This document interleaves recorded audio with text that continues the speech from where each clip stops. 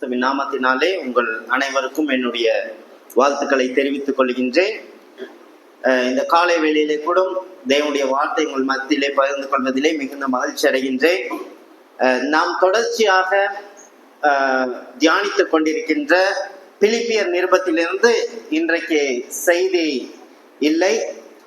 அதற்கு மாறாக கிறிஸ்துவின் பிறப்பு குறித்து இந்த நாட்களிலே நாம் சிந்தித்து வருகின்றோம். தொடர்ந்து அப்படிப்பட்ட காரியங்களை சிந்திப்பது நலமாயிருக்கும் என்று சொல்லி கிறிஸ்துவின் பிறப்பை குறித்து நாளிலே உங்கள் மத்தியிலே பகிர்ந்து கொள்ள இருக்கின்றேன். இந்த செய்தியின் தலைப்பு கொடுக்க வேண்டும் என்று சொன்னால், கிறிஸ்துவின் பிறப்பும் கிருபையின் உபதேசமும். நாம் விசுவாசித்துக் கொண்டிருக்கின்ற நம்முடைய கிருபையின் உபதேசமானது கிறிஸ்துவினால் எப்படி நிறைவேறப்பட்டது என்பதை குறித்தும் நாம் தியானிக்க இருக்கின்றோம். வாசிக்கலாம். லூக்கா 19ஆம் அதிகாரம் 10வது வசனத்திலே கிறிஸ்துவின் பிறப்பு எதற்காக என்பதை அங்கே குறிப்பிடப்பட்டுள்ளது.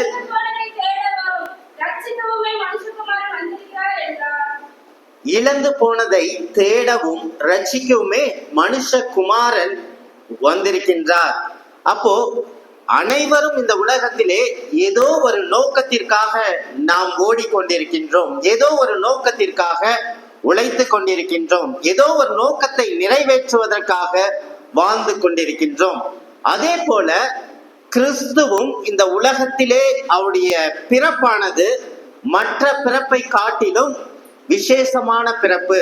அவருடைய பிறப்பு மாத்திரமே இந்த உலகத்திலே முன்னறிவிக்கப்பட்ட பிறப்பாய் இருந்தது. உலக தோற்றத்துக்கு முன்பதாகவே முன்குறிக்கப்பட்ட ஒரு பிறப்பாய் இருந்தது. எனவே இது ஒரு விசேஷமான பிறப்பு. உலகத்திலே அனைத்து நோக்கத்தையும் திட்டத்தையும் காட்டிலும் விலையேற பெற்ற ஒரு நோக்கம் என்னவென்று சொன்னால் கிறிஸ்துவின் பிறப்பு. அப்போ இழந்து போனதை தேடவும் ரட்சிக்கவுமே மனுஷகுமாரன் இந்த உலகத்திலே வந்தார். அப்போ மனிதன் எதை இழந்து போனான் என்கின்ற கேள்வி நமக்குள்ளாக ஏற்படுகின்றது. வாசிக்கலாம். நம்ம ஆதியாகமத்துல அநேக காரியங்களை நம்ம தியானித்து கொண்டு வந்திருக்கிறோம். தேவன் மனிதனை எவ்வண்ணமாக சிருஷ்டித்தார், மற்ற மிருகங்களை எவ்வண்ணமாக சிருஷ்டித்தார், எல்லாவற்றையும் தன்னுடைய வார்த்தையினாலே அவர் சிருஷ்டித்தார். ஆனால் மனிதனை மாத்திரம் தன்னுடைய சாயலாக சிருஷ்டித்தார் என்று சொன்னால் அது ஒரு விலையேற பெற்றது, அது ஒரு தனித்துவம் வாய்ந்தது. மனிதனுக்கும் மற்ற மிருக ஜீவன்களுக்கும் ஒரு பெரிய வித்தியாசம் உள்ளது. ஏன் என்று சொன்னால் அவருடைய சாயலை மனிதன் தரித்தவனாய் இருக்கின்றான். ஆதியாகமம் 1:26 வாசிக்கும் பொழுது,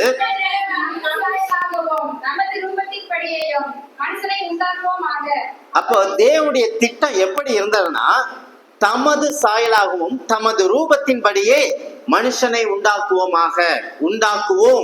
தமது என்கின்ற வார்த்தை ஒரு பன்மையிலே சொல்லப்பட்டது. அப்போ தேவன் ஆதியிலே பிதா, குமாரன், பரிசுத்த ஆவியானவர் 3 நிலையிலும் அவர் இருந்திருக்கின்றார். மூன்றும் பிரிக்க முடியாது, மூன்றும் தனித்துவம் வாய்ந்ததாகவே இருக்கின்றது. எனவே தமது சாயல் என்று சொன்னால் மூவருடைய சாயலிலும் மனிதன் சிருஷ்டிக்கப்பட்டார் என்பதை நாம் விளங்கிக் கொள்ள முடிகின்றது. அப்போ தேவன் எவ்வண்ணமாய் இருக்கின்றார் என்று சொன்னால், யோவான் 4ஆம் அதிகாரம் 23-24 தேவன் ஆவியாய் இருக்கின்றார். அவரை தொழுது கொள்ளுகிறவர்கள் ஆவியோடும் உண்மையோடும் தொழுது கொள்ள வேண்டும்.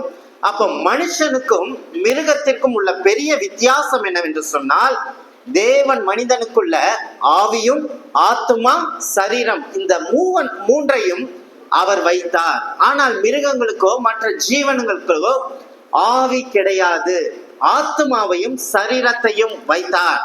அப்போ எப்படி பிதா, குமாரன், பரிசுத்த ஆவி 3 நிலையிலே தேவன் இருக்கின்றாரோ அவ்வண்ணமாக மனிதனுக்குள்ள ஆவி, ஆத்மா, சரீரமானது மூன்றும் குற்றமற்றதாக இருக்க வேண்டும் என்பதற்காக தேவன் அதை நமக்குள்ளே வைத்தார். இதை 1 தெசலோனிக்கர் 5ஆம் அதிகாரம் 23வது வசனத்திலே வாசிக்கும் பொழுது, ஆவி, ஆத்மா, சரீரம் முழுவதும் கிறிஸ்துவின் வருகையிலே குற்றமற்றதாக இருக்கும்படி காக்கப்படுவதாக. அப்போ கிறிஸ்துவின் வருகையில இந்த மூன்றும் குற்றமற்றதாக இருப்பதற்காக அவர் நம்மை காத்து கொண்டிருக்கின்றார். அப்போ மூன்று நிலையிலே மனிதனானவன் உருவாக்கப்பட்டான். எபிரேயர் 4:12 வாசிக்கும் பொழுது ஆவி ஆத்மா சரீரம், ஆவி ஆத்மா இரண்டும் உருவ குத்தி பிரிக்கக்கூடியதா இருக்கின்றது தேவனுடைய வார்த்தையானது. அப்போ ஆவி வேறு ஆத்மா வேறு என்பதை நாம் புரிந்து கொள்ள முடிகின்றது. அப்போ ஆவி என்பது தேவன் அவருடைய ஆவியை, அவருடைய சுவாசத்தை மனிதனுக்குள்ளாக அவர் ஊதினார் என்று பார்க்கின்றோம். இந்த சுவாசம் என்கின்ற வார்த்தையுடைய பொருள் எபிரேய மூல பாஷையிலே ரூஹா என்று பொருள். இந்த சுவாசம் ரூஹா என்ற பொருளுடைய அர்த்தம் என்னவென்று சொன்னால் ஆவி என்று பொருள். அப்போ தேவனுடைய ஆவியை மனிதனுக்குள்ளே சுவாசத்தை அவர் ஊதினார். இப்போ மனிதனுக்குள்ளாக தேவ ஆவியானது ஜீவ சுவாசத்தை ஊதினார், அவன் ஜீவ ஆத்மாவானான் என்று நாம் வேதத்திலே வாசிக்க கேட்கின்றோம். அதே போல மிருகங்களுக்கு இந்த ஆவி கிடையாது, ஆத்மாவும் சரீரமும் காணப்படுகின்றது. இந்த ஆவி எதற்காக என்று சொன்னால் தேவனை அறிவதற்காக, தெய்வ காரியங்களை புரிந்து கொள்வதற்காகவும் தேவனோடு உறவு கொள்வதற்காக இந்த ஆவியானது தேவன் நமக்குள்ளே வைத்தார். அப்போ அவரை தொழுது கொள்ளுகிறவர்கள் ஆவியோடும் உண்மையோடும், அப்போ ஆவி தேவனை மாத்திரமே அறியக்கூடியதா இருக்கின்றது. அப்ப இந்த ஆத்மா என்ன செய்கின்றது என்று சொன்னால் இந்த ஆத்மாவானது அறிவு சார்ந்த விஷயங்களை தெரிந்து கொள்கின்றது. இந்த உலகத்திலே எது நல்லது எது கெட்டது என்பதை வித்தியாசப்படுத்தி புரிந்து கொள்கின்றது. ஞானத்தை, உலக ஞானத்தையும் உலக அறிவையும் இவை இந்த ஆத்மாவானது கற்றுக்கொள்ளுகின்றது. மனிதனுடைய சுய விருப்பங்களையும் சுய வெறுப்புகளையும் இந்த ஆத்மா கொண்டிருக்கின்றது. இதே காரியங்கள் மிருக ஜீவன்களும் தேவன் கொடுத்திருக்கின்றார். நீதிமொழிகள் 24:14 வாசிக்கும் பொழுது அப்படியே ஞானத்தை அறிந்து கொள்வது உன் ஆத்மாவுக்கு இன்பமா இருக்கும், உன்னுடைய ஆத்மா பலப்படும் என்று சொன்னால் ஞானத்தை அறிந்து கொள்வது. நீதிமொழிகள் 2:10 வாசிக்கும் போது ஞானம் உன் இருதயத்தில் பிரவேசித்து அறிவு உன் ஆத்மாவுக்கு இன்பமா இருக்கும் போது, அப்ப அறிவு, இந்த ஞானம், உலக அறிவு எல்லாமே இந்த ஆத்மா அறிகின்றதாய் காணப்படுகின்றது. நீதிமொழிகள் 19:2 வாசிக்கும் பொழுது அறிவு சிந்தனை என்பது ஆத்மாவின் பணிகள் என்று உணரலாம், நம்முடைய சிந்தனைகள். அப்போ இந்த ஆத்மா மனிதனுக்கும் ஒரே விதமாக ஒன்றான சுய விருப்பங்கள் இருக்க முடியும். அத 1 சாமுவேல் 18:1 வாசிக்கும் பொழுது தாவீதின் ஆத்மாவும் யோனத்தானின் ஆத்மாவும் ஒன்றாயிருந்தது. அப்போ இந்த ஆத்மாவிலே நாம் ஒன்றாக இருக்க முடியும், ஒரே நோக்கத்திற்காக இந்த ஆத்மா செயல்பட முடியும். அப்ப ஆவியானது தேவனை மாத்திரம் அறிகின்றது, இந்த ஆத்மாவானது சுய வெறுப்புகள் எல்லாவற்றையும் அறிகின்றதா இருக்கின்றது. சரீரம் என்ன செய்கின்றது என்று பார்க்கும் பொழுது இந்த சரீரமானது உலகத்தை மாத்திரமே அறிகின்றது, உலக காரியங்களுக்கு. அதனாலதான் நிக்கோதேமு பார்த்த ஆண்டவர் சொல்லும் போது யோவான் 3:அதிகாரத்துல ஒருவன் மறுபடியும் பிறவாவிட்டால் தேவனுடைய ராஜ்யத்தில் காண மாட்டான் சொல்லும் போது நிக்கோதேமா சொல்றான், மறுபடியும் என்னுடைய தாயின் வயிற்றுல போய் பிறக்க முடியுமா? இது வெளியரங்கமான சரீரத்தை குறித்து அவன் சொல்லுகின்றான். இந்த சரீரமானது உலகத்தை மாத்திரமே அறியக்கூடியது, உலக சிற்றின்பங்களுக்கும் உலக ஆசாபாசங்கள் எல்லாவற்றையும் அனுபவிப்பதற்கு இந்த சரீரம் ஆனது கொடுக்கப்பட்டிருக்கின்றது. அப்போ தேவன் எவ்வளமாக மனிதனை சிருஷ்டித்தார், தேவன் எவ்வளமாக இருக்கின்றார், ஆவி ஆத்மா சரீரம் மூன்றையும் அவருடைய சாயலிலே அவர் சிருஷ்டித்தார். அப்போ இந்த சரீரமானது எப்பொழுது இந்த ஆவியிலே நாம் மரித்தோம் என்று சொன்னால் தேவன் நன்மை தீமை அறியத்தக்க கனியை புசிக்க வேண்டாம் என்று சொல்லி அந்த தோட்டத்தின் நடுவிலே அவர்களுக்கு கட்டளையிட்டார். ஆனால் லூசிபர், தேவனால் தள்ளப்பட்டவன், பிரதான தூதனாகிய லூசிபர் சர்பத்தின் மூலமாக எப்படி வஞ்சித்தான்? அது பார்வைக்கு இன்பமும் புத்தியை தெளிவிக்கிறதுமா இருக்கின்றது. அப்போ இதை சாப்பிடும் நாளில் தேவர்களை போல ஆவீர்கள். அப்ப அவனுடைய கேரக்டர், லூசிபர் எதற்காக தள்ளப்பட்டான்? பிரதான தூதராக வைக்கப்பட்டான். நானே தேவன் என்று அவனுடைய எண்ணத்தை இங்கே மனிதனுக்குள்ளாக கொடுக்கின்றான். மனிதன் அதை புசித்து தேவனுடைய சன்னிதானத்தை விட்டு விரட்டப்பட்டான். அப்பொழுது இதை சாப்பிடும் நாளிலே நீ சாகவே சாவாய். அந்த நாளிலே ஆதாம் மரித்து போனானா? மரித்து போகவில்லை. அவனுக்குள்ளாக வைக்கப்பட்டிருந்த தேவனுடைய ஆவியானது, அவருடைய சாயலானது மரித்து போய்விட்டது. அப்போ அந்த நாளிலிருந்து தேவனை அவனால் அறிய முடியாத நிலைமையாய் இருக்கின்றது. அப்போ இந்த ஆவி செத்து போன மரித்த பிறகு சரீரம், ஆத்மா இவை இரண்டும் உலக ஞானத்தையும் உலகத்திற்குரியதா இருக்கின்றதுனால தேவனை அறிய முடியாதபடி இருக்கின்றது. அதனாலதான் மனிதனுடைய நிலைமை எப்படிப்பட்டது என்பதை நாம் ரோமர் 12:1 வாசிக்கும் பொழுது,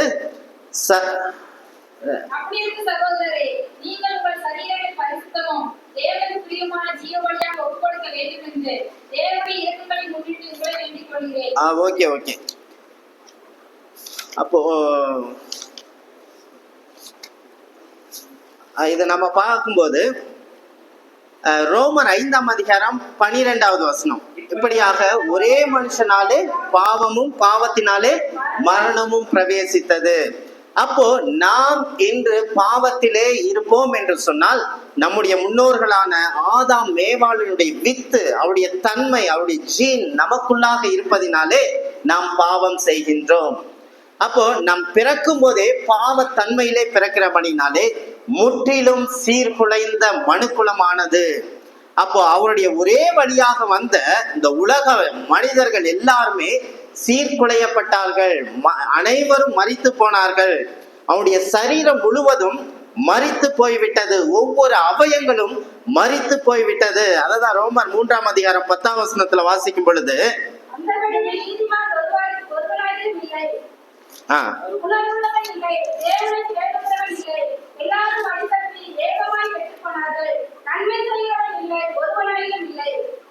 இதுல சொல்லும் பொழுது ஒருவனாகிலும் இல்லை, நன்மை செய்கிறவன் இல்லை, நீதிமானும் ஒருவனாகிலும் இல்லை, எல்லாரும் வழி தப்பி ஏகமாய் கெட்டு போனார்கள், நன்மை செய்கிறவன் இல்லை, ஒருவனாகிலும் இல்லை. அவனுடைய அவயங்கள் எப்படிப்பட்டது? அவர்கள் தொண்டை திறக்கப்பட்ட பிரேத குழி, தங்கள் நாவுகள்னால் வஞ்சனை செய்கிறார்கள், அவருடைய உதடின் கீழ் பாம்பின் விஷம் இருக்கின்றது, அவர்கள் வாய் சபிப்பினாலும் கசப்பினாலும் நிறைந்திருக்கின்றது, அவருடைய கால்கள் ரத்தம் சிந்த தீவிரிக்கின்றது, நாசமும் நிர்பந்தமும் அவருடைய வழியில் நிலை நிற்கின்றது, சமாதான வழியை அவர்கள் அறியாதிருக்கின்றார்கள், அவருடைய கண்களுக்கு முன்பதாக தெய்வ பயம் இல்லை. ஏன் என்று சொன்னால் அனைத்து மனிதர் மரித்தவர்கள், சரீரத்தின் அவயங்களும் மரித்தவையாக காணப்படுகின்றது. அப்போ எபேசியர் 2:1 வாசிக்கும் பொழுது,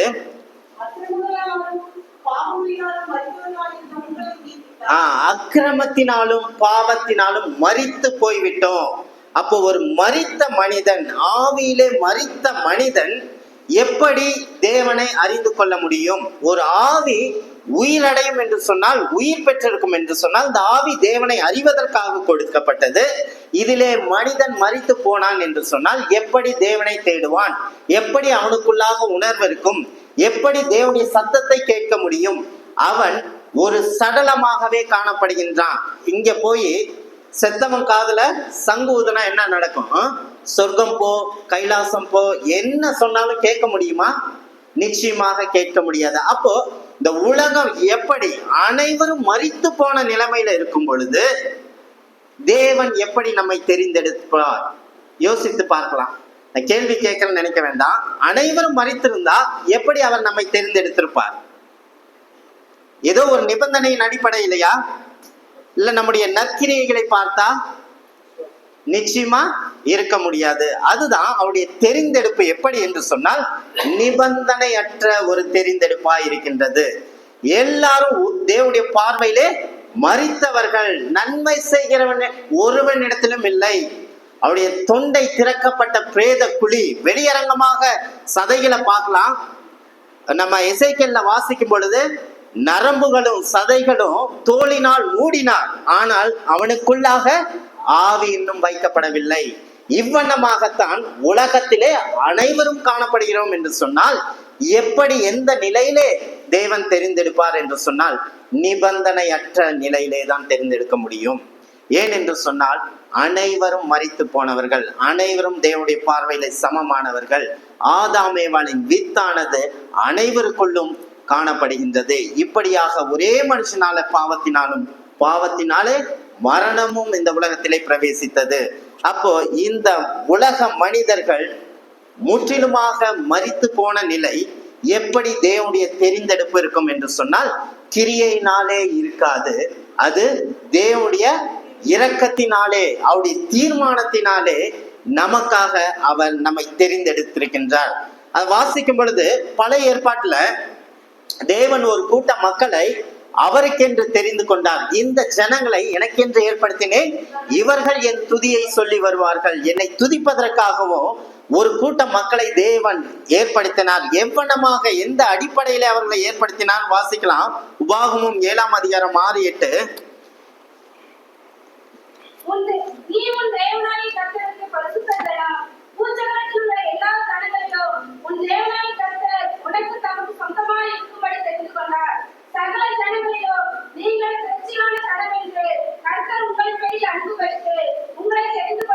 பாத்தீங்களா, எப்படி தெரியவில்லை? சகல ஜனங்களிலும் நீங்கள் திருச்சியமானவர்கள் என்று சொல்லி அதனால அன்பு வைத்து தெரிந்து கொள்ளவில்லை. எதனுடைய அடிப்படையும் கிடையாது, எந்த நிபந்தனையும் கிடையாது. நிபந்தனையற்ற முறையிலே தேவன் உங்களையும் என்னையும் உலக தோற்றத்துக்கு முன்பதாகவே பிதாவானவர் முன்குறித்து விட்டார். அததான் நம்ம எபேசியர் 1ஆம் அதிகாரத்துல வாசிக்கிறோம். நீங்கள் ஆவிக்குரிய சகல ஆசீர்வாதத்தினாலும் கிறிஸ்துவுக்குள் நம்மை ஆசீர்வதித்திருக்கின்றார், எல்லாவற்றையும் செய்து முடித்து விட்டார். உபாகமும் 10ஆம் அதிகாரம் 14-15 வாசிக்கலாம். அதே போல சங்கீதம் 33:12 வாசிக்கலாம். அவருடைய தெரிந்தெடுப்பு எப்படிப்பட்டது என்று சொல்லி,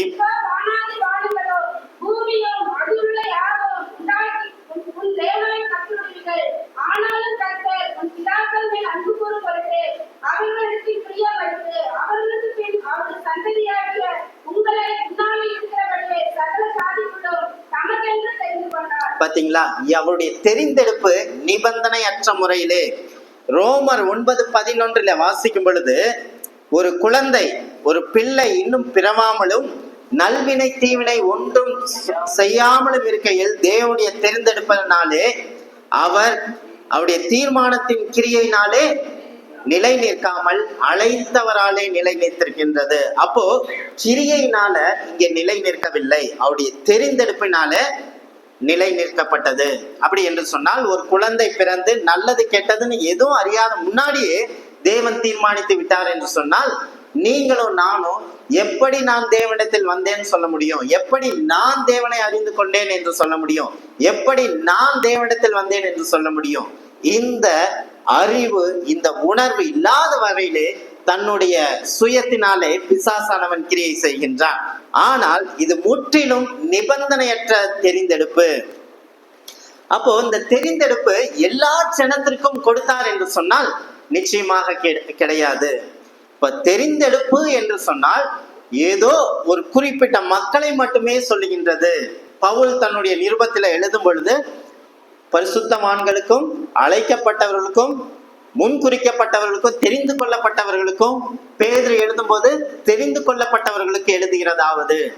அப்போ எல்லாருக்காகவும் எழுதப்படவில்லை, எல்லாருக்காகவும் சொல்லப்படவில்லை. கிறிஸ்துவின் பிறப்பானது முன்குறிக்கப்பட்ட பிறப்பு. யாருக்கு?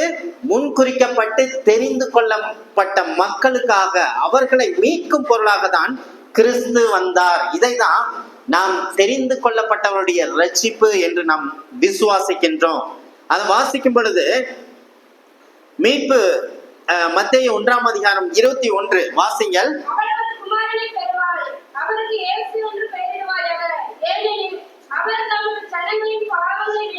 ஏனெனில் அவர் தமது ஜனங்களின் பாவங்களை நீக்கி.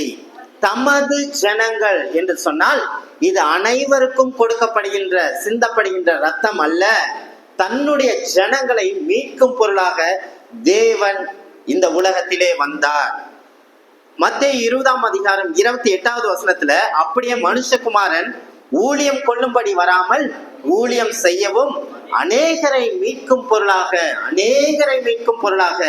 எல்லாரையும் மீட்கும் பொருளாக அல்ல.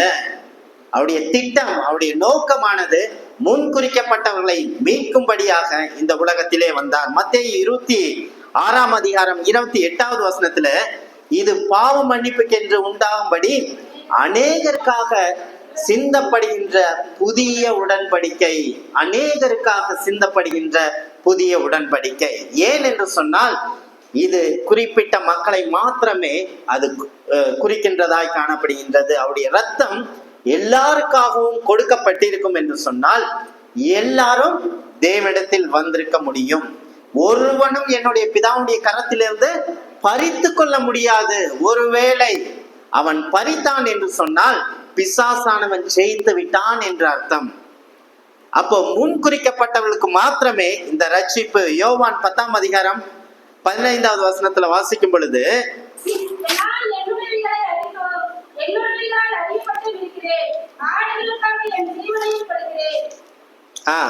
நான் என்னுடையவர்களால் அறியப்பட்டும் இருக்கின்றேன்.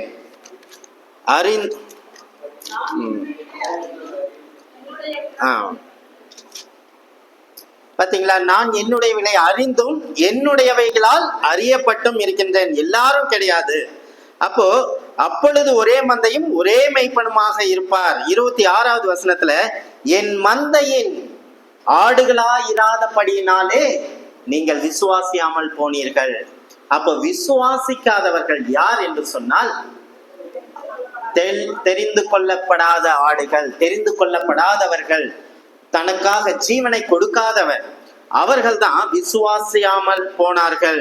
நான் அவைகளுக்கு நித்திய ஜீவனை கொடுக்கிறேன், அவைகள் ஒரு காலம் கெட்டு போவதில்லை, ஒருவனும் அவைகளை என் கையில் இருந்து பறித்து கொள்வதும் இல்லை. என்னுடைய பிதா என்னை காட்டிலும் பெரியவர், அவருடைய கரத்திலிருந்து பறித்து கொள்ள ஒருவனாலும் முடியாது. அப்படி என்று சொன்னால் இது எல்லாருக்குமாக கொடுக்கப்பட்ட சிந்தப்பட்ட இரத்தம் அல்ல.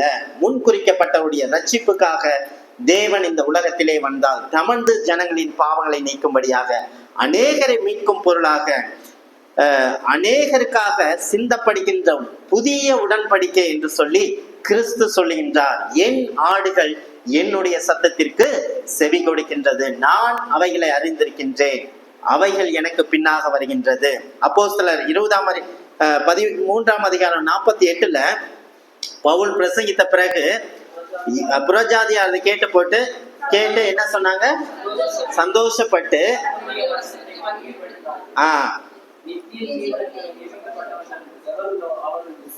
நித்திய ஜீவனுக்கு என்று நியமிக்கப்பட்டவர்கள் எவர்களோ அவர்கள் மாத்திரமே விசுவாசித்தார்கள். இந்த விசுவாசமானது யார் கொடுப்பது என்று சொன்னால் கிறிஸ்துவே நமக்கு கொடுக்கின்றார். விசுவாசத்தை உங்களில் தொடங்குகிறவரும் முடிப்பவரும் அவரே. நம்ம அனைவருக்கும் தெரிந்த ஒரு வசனம், ரோமர் 8:29-34. 29-34. தேவன் எவர்களை முன்னறிந்தாரோ அவர்களை தமது குமாரனை சாயலுக்கு ஒப்பாயிருப்பதற்கு முன்குறித்திருக்கிறார். எவர்களை முன்குறித்தாரோ அவர்களை அழைத்தும் இருக்கிறார். எவர்களை அழைத்தாரோ அவர்களை நீதிமான்களாக்கியும் இருக்கிறார். எவர்களை நீதிமான்கள் ஆக்கினாரோ அவர்களை மையப்படுத்தியும் இருக்கிறார். இவைகளை குறித்து நாம் என்ன சொல்லுவோம்? எவர்களை என்று சொல்லுடைய அர்த்தம் என்னவென்று சொன்னால், முன்குறிக்கப்பட்டவர்கள், குறிப்பிட்ட மக்கள், எவனுடைய பாவம் மன்னிக்கப்பட்டதோ, எவனுடைய மீறுதல் கர்த்தர் எண்ணாதிருக்கிறாரோ, அப்போ ஒரு குறிப்பிட்ட ஜனங்களுக்காக தேவன் இந்த உலகத்திலே வந்தார் என்பதை நாம் அறிந்து கொள்ள வேண்டும். உங்களுக்காகவும் எனக்காகவும் வந்து இந்த இடத்திலே அமர்ந்திருப்போம் என்று சொன்னால் நாம் பாக்கியவான்கள், பாக்கியவதிகள். இதுதான் விலையேறப்பட்ட ஒரு ரகசியம், கிறிஸ்துவனுடைய ரகசியமா இருக்கின்றது. இந்த ரகசியத்தை தான் எபேசிய திருச்சபைக்கு எழுதும் பொழுது உங்களுக்கு ஒரு ரகசியத்தை சொல்கிறேன் என்று சொல்லி பவுல் ஆவிக்குரிய சகல ஆசீர்வாதத்தை குறித்தும் அவர்களுக்கு அந்த ரகசியத்தை வெளிப்படுத்தினார். எனவே இந்த ரகசியத்தை வெளிப்படுத்தா அறியாத அநேக ஜனங்கள் எவ்வளமாக சொல்லுவார்கள் என்று சொன்னால், என்னால், என் மூலமாக, என்னுடைய முயற்சினால, என்னுடைய கிரியையினால, என்னுடைய பலத்தினால என்று சொல்லுவார். இது யாருடைய சாயலா இருக்கின்றது என்று சொன்னால் லூசிஃபருடைய சாயலா இருக்கின்றது. கிறிஸ்துவுக்குள் பிரியமானவர்களே, நாம் விசுவாசிக்கின்ற அந்த கிருபையின் உபதேசத்தின் முதல் அடித்தளம் என்ன என்று சொன்னால் முற்றிலும் சீர்குலைந்த மனுக்குலம். இரண்டாவது நிபந்தனையற்ற தெரிந்தெடுப்பு. மூன்றாவது முன்குறிக்கப்பட்டவுடைய ரட்சிப்பு. நான்காவது ரட்சிக்கப்படுவர்களை தேவன் எவ்வனமாக அவர்களை பிதாவினிடத்தில் இழுத்து கொண்டு வருகின்றார், எவ்வனமாக எந்த சூழ்நிலையில் நின்று அவரை கிறிஸ்துவை அறியும்படி பிதாவை வெளிப்படுத்துகின்றார் என்பதை குறித்து நாம் பார்க்கும் பொழுது அதுதான் தள்ளிவிட முடியாத ஒரு கிருபை என்று நாம சொல்லுகின்றோம். இந்த கிருபை முன்குறிக்கப்பட்டவருடைய வாழ்க்கையில எப்ப வேணாலும் வரலாம். அது தேவன் தீர்மானிக்கப்பட்ட அந்த காலத்திலே சூழ்நிலைகள் மூலமாக நம்மை ஆண்டவர் அழைத்துக் கொள்கின்றார். தோல்வியிலிருந்து நம்மை அழைத்துக் கொள்கின்றார். அற்புதத்தின் வாயிலாக சிலரை அழைத்துக் கொண்டிருக்கின்றார். நோயிலிருந்து சிலரை அழைத்துக் கொண்டிருக்கின்றார். அதனுடைய விளைவு என்னவென்று சொன்னால் அந்த கிருபையை நாம் நிராகரிக்க முடியாது. நம்முடைய சுய பலத்தினால அதை உதறி போட முடியாது. இதுதான் தள்ளிவிட முடியாத ஒரு கிருபை. எதற்கு? மீட்க, ரட்சிப்பு அடைவதற்கான இந்த உலகத்திலே நடைபெறுகின்ற ஒரு விஷயம் என்னவென்று சொன்னால் அவருடைய தள்ளிவிட முடியாத கிருபை, வல்லமை பொருந்திய கிருபையின் முன்பாக நாம் எதிர்த்து நிற்க முடியாது. நம்மை அர்ப்பணித்தே தீர வேண்டும் என்பதன் பொருளா இருக்கின்றது. யோவான் 6:37-40 பார்க்கும்போது எனக்கு கொடுக்க யாவும் என்னிடத்தில் வரும். என்னிடத்தில் வருகிறவனை நான் புறம்பே தள்ளுவதில்லை. என் சித்தத்தின்படி அல்ல, என்னை அனுப்பினவருடைய சித்தத்தின்படி செய்யவே நான் வானத்திலிருந்து இறங்கி வந்தேன். இதுல என்ன சொல்ற 40-44 அந்த வசனங்களை வாசிக்கும் பொழுது எனக்கு தந்தவைகள் ஒன்றையும் நான் இழந்து போகாமல் அப்படின்னு சொன்னா அவருடைய வல்லமை பொருந்திய அழைப்பு முன்குறிக்கப்பட்டவருடைய வாழ்க்கையில காணப்படுகின்றது. அப்போ அவருக்கென்று கொடுக்கப்பட்ட ஜனங்களை இந்த கிறிஸ்து ஒரு காலம் இழக்க முடியாது. பிதாவானவர் ஒரு காலம் இழக்க முடியாது. பிதா ஒருவனை இழுத்து கொள்ளுகின்றார். பிதா ஒருவனை இழுப்பார் என்று சொன்னால் மனிதனுடைய பலன் ஏமாத்திரமாய் காணப்படுகின்றது. நிச்சயமாக அதற்கு முன்பதாக நாம் நிலை நிற்க முடியாது. அததான் பவுலுடைய வாழ்க்கையில அப்போஸ்தலர் 9:6 எருசலேம்ல இருந்து தமஸ்குவுக்கு பவுல் போகின்ற வழியில அதிகாரத்தை பெற்றுக்கொண்டு கிறிஸ்துவை துன்பப்படுத்துவதற்காக அவன் ஓடிக்கொண்டிருக்கின்றான். அந்த சமயத்துல சடுதியில வானத்திலிருந்து ஒரு ஒளி உண்டாகி வாசிக்கலாம். அவன் அழுகி நின்று, ஆண்டவரே, நான் என்ன செய்ய சித்தமாயிருக்கிறீர் என்றான். அதற்கு கர்த்தர், நீ எழுந்து பட்டணத்துக்குள்ளே போ. உடனே அவன் என்ன பண்ணா, அவ்வளோ பெரிய கிறிஸ்தவர்களை துன்பப்படுத்தி கொண்டிருந்த பவுல் சடுதியிலே கீழே விழுந்தான். கீழே விழுந்த உடனே அவன் சொல்ற வார்த்தை, ஆண்டவரே, நான் என்ன செய்ய வேண்டும், என்ன செய்ய சித்தமா இருக்கின்றேன். ஒரே நிமிடத்திலே அந்த வல்லமை பொருந்திய அழைப்பு அவனை முற்றிலுமாக மாற்றியது. அவன் கண்களை இழந்தவன், அவன் கண்ணு தெரியாம கைலாக்கு போகிற இடத்துல போறான். அந்த அளவுக்கு அவன் ஒன்றுமே இல்லாத நிலை, எல்லாவற்றையும் பிடுங்கப்பட்டது. அப்போ அந்த அழைப்பானது தள்ளிவிட முடியாத ஒரு அழைப்பா இருக்கின்றது. அதே போல எத்தியோப்பியா ராஜஸ்திரியுடைய மந்திரி கந்தாகே அவங்க என்ன பண்றாரு, அந்த ரதத்தின் மீது உட்கார்ந்து ஏசாயா நிருபத்தை படித்து கொண்டிருக்கும் பொழுது பிலிப்பு வந்து அதற்கு அர்த்தம் சொன்ன பின்னாடி, நமக்கு இன்னும் எங்க நேரம் இருக்கு, இங்க தண்ணீர் உள்ளதே, இங்கே நான் ஞானஸ்தானம் பெற்றுக் கொள்கிறேன் என்று சொல்லி ஒரே நிமிடத்துல அவன் என்ன பண்றாரு, சரண்டர் ஆகிறாரு. அப்போ அந்த வல்லமை பொருந்திய அழைப்புக்கு முன்பதாக எதிர்த்து நிற்க முடியாது, தள்ளிவிட முடியாத ஒரு கிருபையை முன்குறிக்கப்பட்ட மக்களுக்காக தேவன் கொடுத்து குறித்த நாளிலே அவர்களை இழுத்து கொள்ளுகின்றார், தமக்கென்று தெரிந்து கொள்ளுகின்றார். அது முதல் கொண்டு பவுலுடைய வாழ்க்கை, சவுலாக இருந்தவனுடைய வாழ்க்கை தலைகீழாக மாறிவிட்டது. புறஜாதிகளுக்கும் யூதர்களுக்கும் ராஜாக்களுக்கும் சுவிசேஷத்தை அறிவிப்பதற்காக நாம் தெரிந்து கொள்ளப்பட்ட பாத்திரன் முற்றிலும் தலைகீழாக மாறினது. சீஷருடைய வாழ்க்கையிலே மாறினது. பரிசுத்த பெந்தகோஸ்தே நாள்ல 3000 மக்கள் ரட்சிக்கப்பட்டார்கள். யார் இவர்கள்? பரபாசை விடுதலை ஆக்குங்க, இயேசுவ சிலுவையில் அடிங்கன்னு சொன்ன இந்த மக்கள் ஒரே நிமிடத்துல பரிசுத்த ஆவி அவர்கள் இடத்துல வந்து பேதுரு பேச உடனே இருதயத்தில் அவர்கள் குத்தப்பட்டு நாங்கள் என்ன செய்ய வேண்டும்? ஒரே நிமிடத்துல நடைபெறுகின்ற வல்லமை பொருந்திய அழைப்பு. 3000 பேர் அன்னைக்கு ரட்சிக்கப்பட்டார்கள். அடுத்த அதிகாரத்துல வாசிக்கும் பொழுது 5000 பேர் ரட்சிக்கப்பட்டார்கள். எந்த பலத்தினால நீங்க செஞ்சீங்க? இவனை எப்படி 40 வயதுக்கு மேற்பட்ட ஒரு சப்பானி அந்த தேவாலயத்தின் முன்பாக அமர்ந்து கொண்டிருக்கிறான். ஏறக்குறைய அனைத்து யூதர்களும் அவனை பார்த்திருக்க முடியும். ஏன்னு சொன்னா யூதர்கள் தேவாலயத்துக்கு செல்வது மிகவும் அது அவர்களுடைய கட்டளையில ஒன்று, போய் தேவாலயத்துக்கு போவாங்க. இவனை சிறு வயது முதல் தினந்தோறும் என்ன பண்ணாங்க? தேவாலயத்தின் வாசல் முன்னாடி போட்டு பிச்சை கேட்கும்படி அமர வைப்பாங்க. அனைத்து யூதர்களும் பார்த்துட்டு போவாங்க. இயேசு கிறிஸ்துவும் இந்த தேவாலயத்துக்கு வரும்போது இவனை பார்த்திருக்க கூடும், ஆனா சுகப்படுத்தல. ஆனா அந்த நாள்ல இந்த பேதுரு யோவானும் எழுந்து நடன்னு சொன்ன அவன் நடந்தான். அதை பார்த்து எல்லா மக்களும் ரட்சிக்கப்பட்டாங்க. ரட்சிக்கப்பட்டு என்ன பண்ணாங்க? 5000 பேர் கிறிஸ்துவை ஏற்றுக்கொண்டார்கள். வல்லமை பொருந்திய அழைப்பு. தேவன் ஒவ்வொருவரையும் ஒவ்வொரு விதத்திலே அவர் அழைக்கின்றார். தோல்வியிலிருந்து அழைக்கின்றார், கஷ்டத்தின் மத்தியில் அழைக்கின்றார், நோயின் மத்தியில் அழைக்கின்றார், அவருடைய வார்த்தையின் மூலமாக அழைக்கின்றார். பரிசுத்த ஆவியானவர் கிரியை செய்யும் பொழுது அதை தள்ளிவிட முடியாது. ஏன் என்று சொன்னால் கிறிஸ்து யார் என்பதையும் பிதா யார் என்பதையும் புரிந்து கொள்வதை இந்த பரிசுத்த ஆவியானவர் நமக்கு கற்பிக்கின்றார். அதை புரியும் பொழுதுதான் ஒரு மனிதன் முற்றிலுமாக அவன் ரட்சிப்புக்குள்ளாக வழி நடத்தப்படுகின்றான். இதைதான் நம்ம வாசிக்கிறோம். எபேசியர் 1ஆம் அதிகாரம் 10 நினைக்கிறேன்.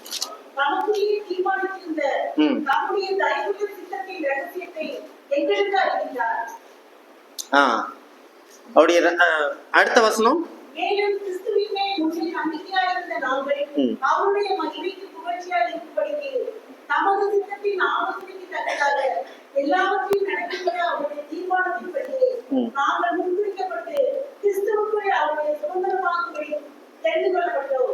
கிறிஸ்துவுக்குள் அவருடைய சுதந்திரமாகும்படி தெரிந்து கொள்ளப்பட்டோம். முன்குறிக்கப்பட்டு தெரிந்து கொள்ளப்பட்டோம். எப்படி? அவருடைய வசனத்தின் மூலமாக என்பதை அவர் அங்கே மேல உள்ள வசனங்களை நம்ம வாசிக்க முடியும்.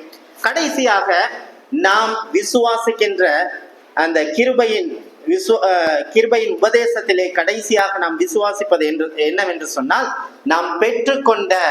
நாம் அழைக்கப்பட்ட பிறகு பெற்றுக்கொண்ட இந்த ரட்சிப்பானது இழக்க முடியாது. இது பாதுகாப்பானது. கடைசி வரைக்கும் தேவன் நம்மை பாதுகாக்கின்றார். அதை தான் நம்ம இந்த எசேக்கியேல் 37ஆம் அதிகாரம் 23, 24 உள்ள வசனங்களை வாசிக்கலாம். தங்கள் அருவருப்புகளினாலும் தங்களுடைய சகல மீன்களினாலும் தங்களை தீட்டுப்படுத்துவதில்லை.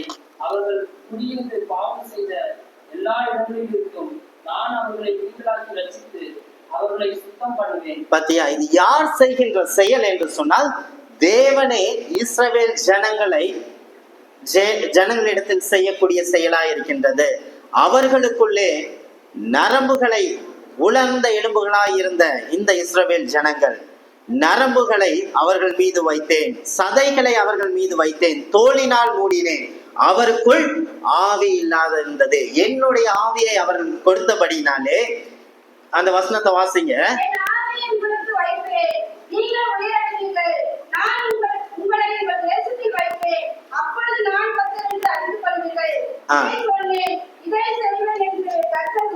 இப்போ 23, 24 வாசிங்க. அவர்கள் இனி தங்களுடைய நரகலான விக்கிரங்களினாலும் அருவருப்புகளினாலும் தீட்டுப்படுத்துவதும் இல்லை. அவர்கள் குடியிருந்த பாவம் செய்த எல்லா இடங்களிலும் இருந்தோம் நான் அவர்களை நீங்களாக்கி ரட்சித்து அவர்களை சுத்தம் பண்ணுவேன். அவர்களை நானே சுத்தம் பண்ணுவேன். அப்பொழுது அவர்கள் என் ஜனமாயிருப்பார்கள். அப்பொழுது என் ஜனமாயிருப்பார்கள். நான் அவருடைய தேவனாய் இருப்பேன். இப்பொழுது நமக்குள்ளே வைக்கப்பட்ட ஆவியானது தேவனிடத்திலே உறவாடுகின்றதாய் காணப்படுகின்றது. நமக்கும் தேவனுக்கும் ஒரு ஒப்புரவை கொடுக்கின்ற ஒப்புரவான ஊழியத்தை இயேசு கிறிஸ்துவின் மூலமாக நாம் பெற்றுக்கொண்டோம். இயேசு கிறிஸ்துவின் மூலமாக நாம் கிரயமாக கொள்ளப்பட்ட இந்த ரட்சிப்பை மனிதனாலேயோ அல்லது பிசாசினாலேயோ நாம் இழக்க முடியாது. ஏன் என்று சொன்னால், இயேசு கிறிஸ்து பிசாசானுடைய தலையை நசுக்கி விட்டார். ஆதியாகமத்திலே சொல்லப்பட்ட அந்த தீர்க்க தரிசனமானது, தேவனால் உரைக்கப்பட்ட தீர்க்க தரிசனமானது நிறைவேறப்பட்டு விட்டது. பிதாவின் கரத்திலிருந்து ஒருவனும் பறித்து கொள்ள முடியாது. என்னை காட்டிலும் பெரியவர் என் பிதா என்று சொல்லுகின்றார். அப்பொழுது நம்மிடத்திலே நற்கிரியைகள் செய்வதற்கு தேவனே செய்கையா இருக்கின்றார். நாம் அவருடைய செய்கைகளா இருக்கின்றோம். பிலிப்பியர் 1:5 வசனத்துல வாசிக்கும் பொழுது, உங்களில் நற்கிரியை தொடங்கினவர் அதை இயேசு கிறிஸ்துவின் நாள் பரியந்தம் முடிய நடத்தி வருவார் என்று உங்களை நம்பி. பாத்தீங்களா? அப்ப பவுல் சொல்லும் பொழுது, நீங்கள் இந்த நிலைக்கு நல்ல காரியங்களை செய்து வருகிறேன் என்று சொன்னால் அது கிறிஸ்துவின் நிமித்தமாக. கிறிஸ்து இதை கடைசி வரை, அவருடைய வருகையின் வரை அவர் நடத்தி முடிப்பார். நீங்கள் இழக்க முடியாது. ஏன் என்று சொன்னால், இது கிறிஸ்து உங்களுக்காக செய்கின்ற செயலா இருக்கின்றது. எரேமியா 13:20-21 நம் எபிரேயர் 13:20-21 வாசிங்க.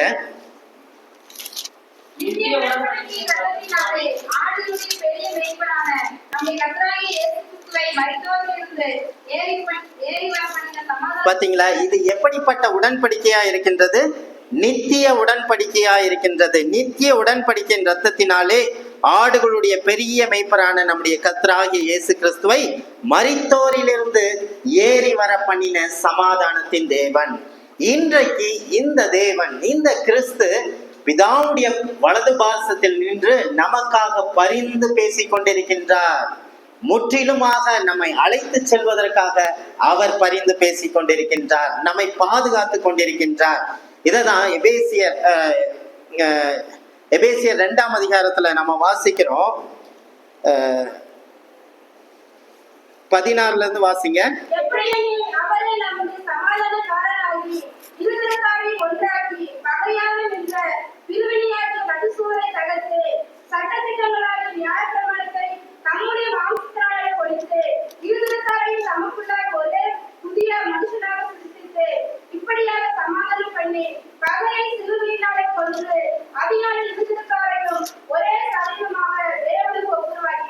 ஒரே சரீரமாக யூதனையும் புறஜாதியாகிய நம்மையும் கிறிஸ்துவின் இரத்தத்தினாலே தேவனுக்கு முன்பதாக ஒப்புரவாக்கினார். இழந்து போனதை தேடவும் ரட்சிக்கவுமே மனுஷகுமாரன் வந்தான். எங்கே நாம் மரித்து போனோமோ நம்மை உயிர்ப்பிப்பதற்காக கிறிஸ்து இந்த உலகத்திலே வந்தார். எங்கே நாம் ஆவியிலே மரித்தோமோ அந்த ஆவியை கிறிஸ்துவின் மூலமாக நாம் பெற்றுக்கொண்டோம். அந்த நீதியை கிறிஸ்து நமக்காக கொடுத்திருக்கின்றார். அததான் கொலோசியர் 1:21 நீங்கள்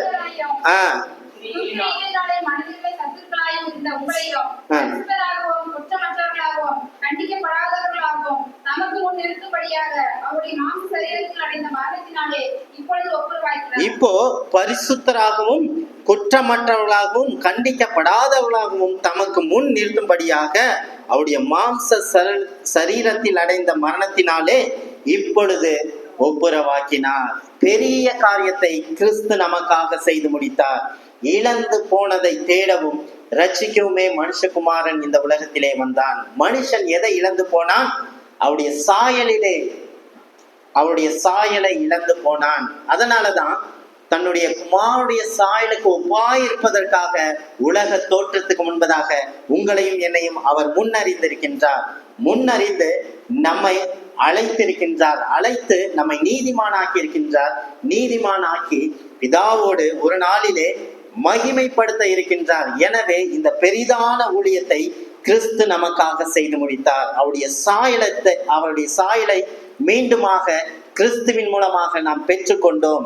அவர் நமக்கு பிரதான சகோதரனாக முன்மாதிரியாக இருந்து நம்மை கடைசி பரியந்தம் கிறிஸ்துவின் வருகை வரையும் நம்மை வழி நடத்துவார். நம்முடைய ரட்சிப்பானது பாதுகாப்பானது. இந்த சுவிசேஷ வசனத்தை கேட்டு நீங்களும் விசுவாசிகளான போது பரிசுத்த ஆவியினாலே முத்திரை போடப்பட்டீர்கள். இந்த பரிசுத்த ஆவியினாலே நாம் முத்திரை போடப்பட்டோம் என்று சொன்னால் நம்முடைய ரட்சிப்பை நாம் இழக்க முடியாது. பிதாவானவர் ஒரு கூட்ட மக்களை தெரிந்து கொண்டார், தன்னுடைய குமாரன் மூலமாக அவர்களை அழைத்திருக்கின்றார். இப்பொழுது பரிசுத்த ஆவியினாலே நம்மை பாதுகாத்து கடைசி வரையும் நடத்த வல்லவராய் இருக்கின்றார். நம்முடைய ரட்சிப்பை நாம் இழக்க முடியாது. இதுதான் பரிசுத்த வான்களின் பாதுகாப்பும் விடாமுயற்சியும். நாம் உயிர்ப்பிக்கப்பட்ட நமக்கு சில பொறுப்புகளும் கடமைகளும் உள்ளது. அவற்றை நாம் சரியாக செய்யும் பொழுது அவருடைய நாளிலே, அவருடைய வருகையிலே தேவன் எதற்காக நம்மை முன்னறிந்து அழைத்தாரோ அவற்றை அவர் நிறைவேற்ற வல்லவராய் இருக்கின்றார். தேவன் தாமே இந்த வார்த்தைகளை ஆசீர்வதிப்பாராக. ஆமென்.